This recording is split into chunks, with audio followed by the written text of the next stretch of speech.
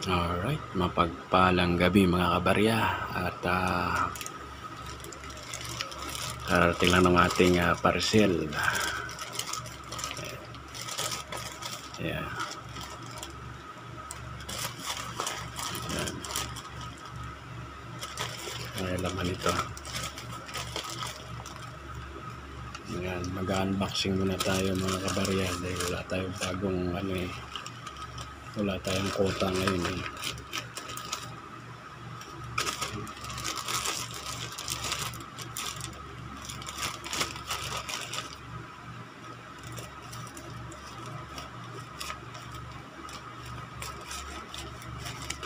tayo.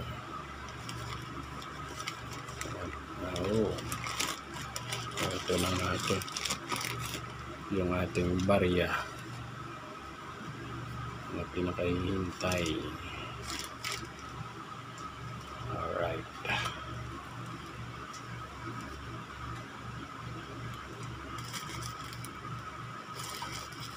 So mga kabarya, tayo po ay bumibili pa rin ng mga commemorative coins.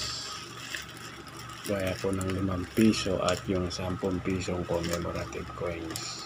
Bibili natin yan.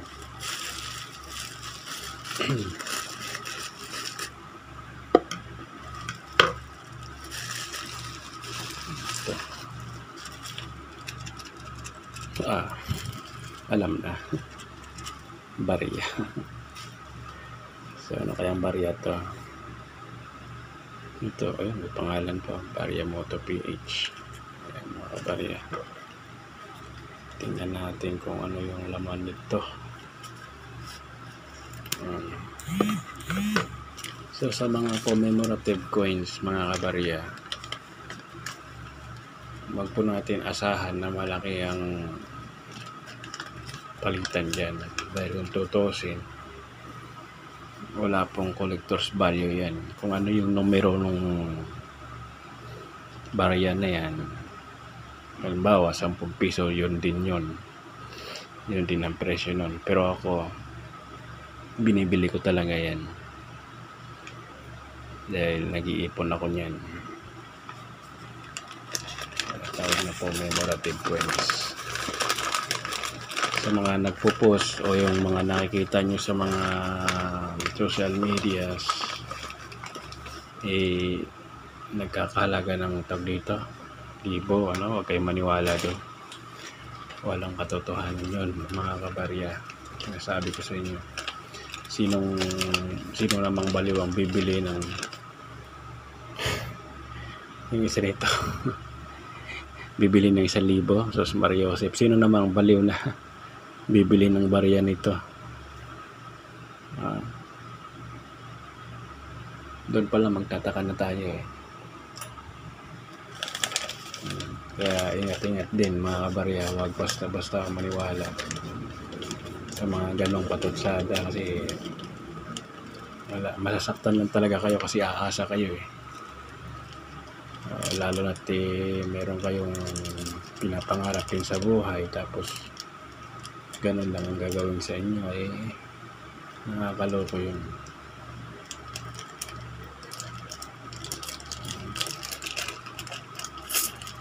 Dami ito So eto na, tadaan! Eto mga kabarya, anong barya to? 1 peso 1 piso ASEAN. Ayan, nakakabarya, wala rin po itong collector's value itong baryang ito dahil pwede pa naman ibili to. Kung ako sa inyo, kung mayroon kayong ganito, kung ayaw nyo ibili, tago nyo na lang muna ang koleksyon. Next, ano to?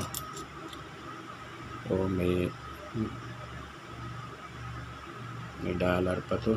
Ewan ko kung anong pera to. Hindi ko alam kung anong pera to. Hindi natin pera yan. Meron ding Liberty mga kabarya. Ayan.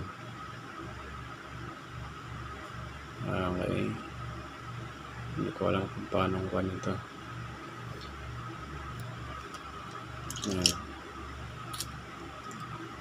Mga liberting maliliit to. Aluma. Anong taon to? Tapos ayan. 2007 denomination. Ayun. 25 centavo. 1 luna. 1 luna ba to? Alam niya. Kapatid ni Antonio Luna. 1982. Ayan. So ito, mga barya na to,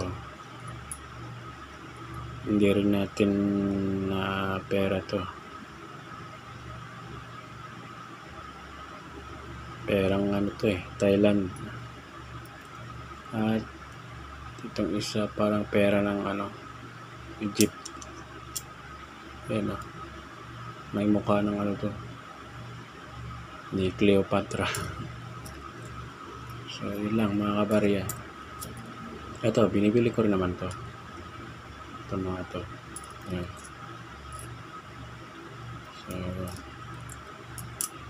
So disclaimer lang po, yung parcel na ito ay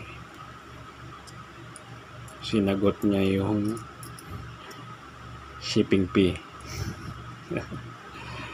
So gusto magbenta yung kanyang barya. Hindi, sabi ko kako, hindi naman kamahalan yung barya mo.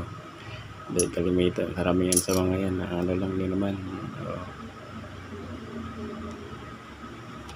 Ayan. Hindi ko naman kilala to. Hindi naman collectible to. Wala din. Ito lang. Ito lang yung barya. Ilan na yung pera natin dito isa. Dalawa lang. Yung mga ito, wala na to. Hindi ko naman kilala to. Pero kinuha ko pa rin parang remembrance at bahagi na rin ng aking collection syempre. Ayan. Ito, isa-search ko ito sa sa Facebook. Titingnan ko kung anong kuha nito. Anong halaga nito.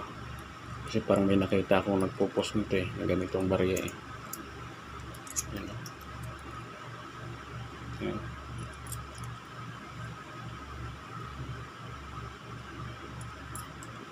Ayan. So yun lang mga kabarya.